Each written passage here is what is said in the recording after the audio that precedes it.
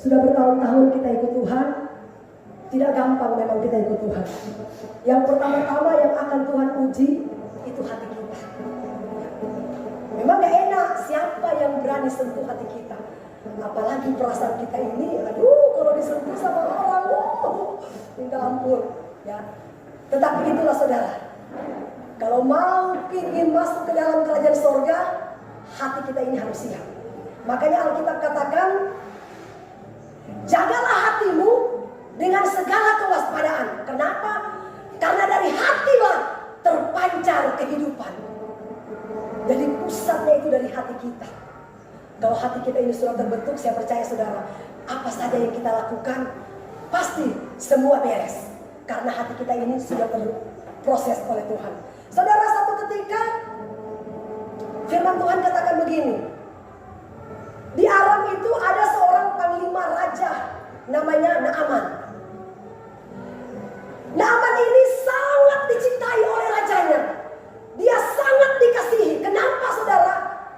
Setiap kali Naaman berperang, pasti menang. Apapun yang dia lakukan di medan pertempuran, pasti dia selalu menang. Makanya raja sangat mencintai dia. Apapun yang diminta oleh Naaman, raja pasti kabulkan. Satu ketika saudara, Naaman jatuh sakit, kena penyakit kusta. Terus ada seorang perempuan Israel ditawan oleh orang Aram. Nah, perempuan itu sekarang jadi pembantu istri Naaman. Dia katakan begini kepada nyonyanya, "Nyonya, kalau Tuhan ini mau sembuh, di Israel itu ada seorang nabi. Dia bisa menyembuhkan penyakit apapun. Coba ke Israel aja, bertemu dengan nabi itu." Nah, raja mengabulkan, oke. Nanti saya akan kirim surat ke Raja Israel supaya kamu itu bisa disembuhkan. Saudara, singkat cerita, kenapa sampai perempuan Israel ini bisa tertawan oleh orang Aram? Kenapa? Supaya saudara, orang Aram itu bisa mengenal Tuhan melalui perempuan yang tertawan ini. Artinya, tidak ada satupun terjadi dalam hidup kita kalau tanpa seizin daripada Tuhan. Apapun yang terjadi dalam hidup saudara dan saya, itu adalah rancangan Tuhan dalam hidup kita. Makanya saya kasih tahu, kalau ada sesuatu hal yang buruk terjadi dalam hidup kita, jangan dulu menyalahkan orang lain. Siapa tahu Tuhan pakai orang itu untuk memproses kita. Ya toh? Seperti perempuan ini, dia ditawan. Jangan dulu menyalahkan orang Aram yang menawan dia. Karena apa? Memang Tuhan izinkan perempuan ini ditawan oleh orang Aram. Kenapa? Karena Tuhan ingin memperlihatkan kuasa Tuhan melalui perempuan ini. Karena perempuan inilah yang memperkenalkan Tuhan kepada orang Aram. Saudara, tiba-tiba raja menulis surat kepada Raja Israel. Suratnya berbicara begini, "Sekiranya aku punya pegawai akan datang ke tempatmu, tolong kamu sembuhkan dia." Loh, berpikirkan si Raja Israel, loh, memangnya aku ini Tuhan? Jangan-jangan ini Raja Aram ini cari gara-gara dengan saya. Jangan-jangan dia itu ingin berperang dengan saya. Sampai dia menulis surat kok suruh sembuhkan panglima perangnya itu. Memangnya aku bisa menyembuhkan dia? Saudara, akhirnya raja mulai mengoyakkan pakaiannya. Itu kata Alkitab ya. Dia mengoyakkan pakaiannya. Tiba-tiba didengar oleh Elisa. Elisa tulis surat kepada Raja Israel. Dia katakan begini, "Hai Raja, kenapa kamu mengoyakkan pakaianmu? Suruhlah dia itu datang bertemu dengan saya." Ketika Naaman datang ke Israel, dia turun pas di depan rumahnya Elisa. Ketika dia berjumpa dengan Elisa, apakah Elisa langsung begini, "Oh, kamu yang panglima perang yang luar biasa ya? Oh, sini, dia pikir kali si Daud itu mau menghormati dia, menghargai dia, kan dia kan panglima raja, panglima perang." Saudara, ya, tetapi Elisa cuma katakan begini, "Kamu kalau mau sembuh, itu pergi mandi di sungai Yordan." Sungai Yordan, kata Alkitab, sungai yang sangat kotor. Dia berpikir begini,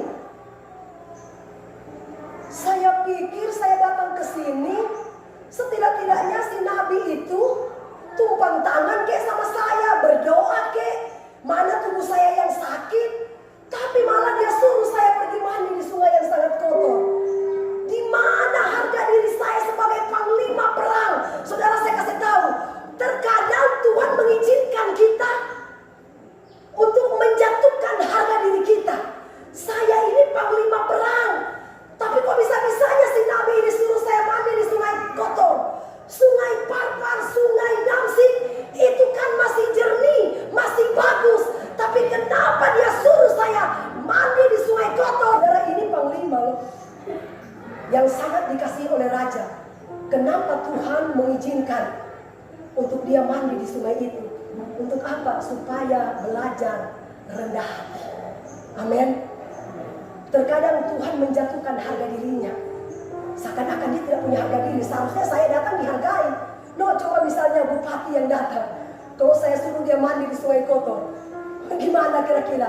Panglima perang yang dihormati, yang dihargai, yang dikasihi dan dicintai oleh raja. Tetapi kenapa bukannya Elisa menyambut dia dengan baik, tapi dia suruh mandi di sungai yang sangat kotor? Di mana harga diriku? Kenapa dia tidak menghargai saya? Tapi itulah Tuhan. Kalau Tuhan mau suruh kita belajar rendah hati, Tuhan kasih turun dulu kita dari bawah. Amin. Supaya ketika kita naik, benar-benar kita menjadi orang yang rendah hati. Amin. Haleluya. Saudara, tiba-tiba pegawainya bilang begini, Tuhan kan disuruh bukan melakukan satu hal yang sulit. Coba Tuhan coba aja, mandi aja, ya ikutin aja apa kata Nabi. Nah, firman Tuhan katakan, saudara, meskipun dia jengkel, dia kesal, dia gusar, dia pergi. Firman Tuhan katakan dia keluar seperti apa? Seperti kulit bayi. Haleluya. Ya. Seperti kulit bayi. Apapun yang dikatakan oleh Nabi, oleh hamba Tuhan, kalau kita melakukan dengan taat dan setia, maka itulah yang berkuasa memberkati hidup saudara dan saya. Asal jangan pernah meremehkan kuasa Tuhan lewat firman Allah. Amin. Kadang pedas, kadang sakit itu di sini, betul. Sakit. Kalau kita menyampaikan firman yang keras, sakit itu di sini. Tetapi itulah ketika harga diri kita dihancurkan, supaya kita tahu bahwa Tuhanlah yang mempunyai kuasa, yang sanggup meninggikan kita dan menjatuhkan hidup kita. Amin. Makanya ada ujian katakan begini, jika kau yang membuka pintu, tak ada satupun yang dapat menutupnya, ya toh. Jika kau yang mengangkat aku, tiada yang dapat merendahkanku. Gak ada, saudara. Kalau Tuhan yang angkat kita, siapapun coba-coba berani menggeser kita, tidak ada, saudara. Dia yang akan Tuhan geser. Amin. Karena Tuhan yang angkat. Ingat, kalau manusia yang angkat, manusia yang menjatuhkan kita. Tapi kalau Tuhan yang angkat, tidak ada satupun manusia yang bisa menggagalkan rencana Allah yang indah buat kita. Itulah kuasa Tuhan. Saudara tahu Yusuf? Ketika Tuhan proses dia, Yusuf adalah seorang yang sangat dicintai oleh ayahnya. Akhirnya Tuhan mengizinkan proses terjadi dalam hidup Yusuf, dijatuhkan ke sumur, dijual kakak-kakaknya, dijadikan dia budak. Saudara, selama bertahun-tahun dia ada di Mesir, cuma dijadikan sebagai seorang budak. Proses demi proses Tuhan izinkan terjadi dalam hidup Yusuf. Dia pernah difitnah, dia pernah dipenjara, dia pernah macam-macam saudara yang terjadi, tapi dia tetap bertahan dengan prosesnya Tuhan. Akhirnya dia diangkat menjadi Perdana Menteri kedua di Mesir, cuma karena apa? Mengartikan sebuah mimpi. Itulah kuasa Tuhan. Saudara, ketika terjadi kelaparan besar-besaran, keluarganya mau tak mau pergi beli beras di Mesir karena kelaparan. Tiba-tiba datang saudara-saudaranya yang mencelakakan dia. Ketakutanlah mereka karena tahu bahwa ternyata Yusuf yang jadi Perdana Menteri. Mereka pikir Yusuf mau bunuh mereka. Tapi apa kata Yusuf? Jangan takut. Tuhan yang pakai kalian untuk bawa saya ke Mesir. Tuhan yang pakai kalian supaya saya ini ketika kalian kelaparan nanti, saya sudah jadi bos di sini. Jadi kalian gak ada kelaparan lagi. Iya kan? Jadi Tuhan bisa pakai siapa saja memproses kita. Makanya aku bilang, kalau Tuhan pakai seseorang proses kita, jangan salahkan orang itu. Karena firman Tuhan katakan, tidak ada satupun terjadi kalau tanpa seizin dari Tuhan. Berarti apapun yang terjadi dalam hidup kita, itu memang sudah rancangan Tuhan. Seperti Yusuf. Yusuf bilang begini, justru kalau kalian tidak jual saya ke Mesir, saya tidak akan jadi Perdana Menteri. Nah, sekarang saya sudah jadi Perdana Menteri. Kalian tidak punya makan. Kan nih, sekarang saya kasih makan kalian. Nah, itu kan. Jadi Tuhan bisa pakai orang lain untuk proses kita punya karakter. Jangan salahkan orang itu. Saudara, satu ketika saya kasih tahu, saya masih pengerja. Saya pengerja di salah satu gereja besar namanya City Blessing. Saya sangat dicintai oleh gembala saya. Kemanapun gembala saya pergi, saya selalu di bawah. Kadang-kala gembala saya muji-muji saya. Ya, satu ketika saudara, saya disuruh pimpin pujian. Saya memang pemimpin pujian waktu di gereja waktu itu. Mulai situlah karakter saya dibentuk oleh Tuhan. Mengangkat pujian. Saya sudah angkat pujian begini. Bersama, tiba-tiba gembala saya begini. Turun kamu dari mana? Turun, kau tidak layak di situ. Tuhan, sudah banyak orang ini sedikit ini saudara. City Blessing itu gereja besar. Aduh, sudah banyak orang, kenapa saya disuruh turun? Tuhan, dia suruh temanku yang gantikan. Kamu gantikan. Saya duduk di depan sambil saya mencurahkan air mata. Tuhan, kenapa kok saya salah apa saya? Tiba-tiba roh hati nurani bilang begini. Dasar kamu cengeng. Itu aja kok menangis. Saya yang pakai gembalamu itu untuk proses karaktermu. Haleluya. Aku yang pakai dia.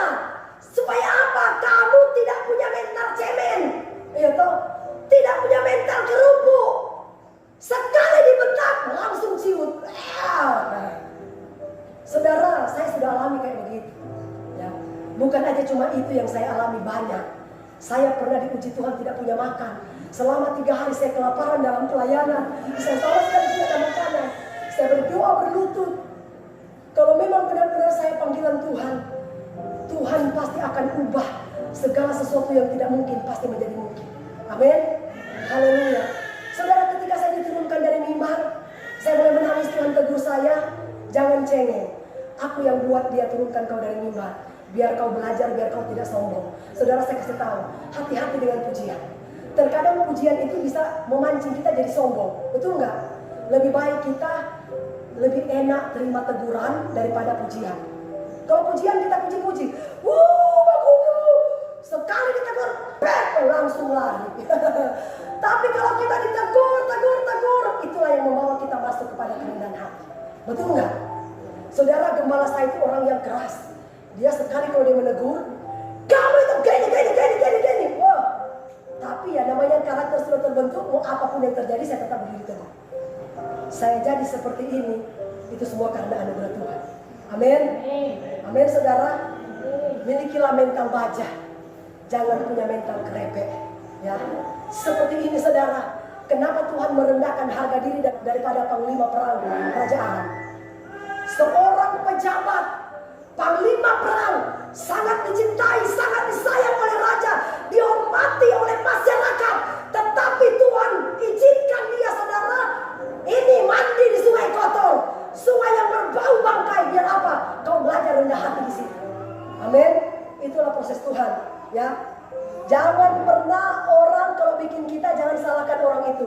Memang Tuhan yang pakai orang itu proses kita. Amin. Untuk apa? Masuk di padang gurun supaya kita bisa menjadi orang-orang yang rendah hati dan takut akan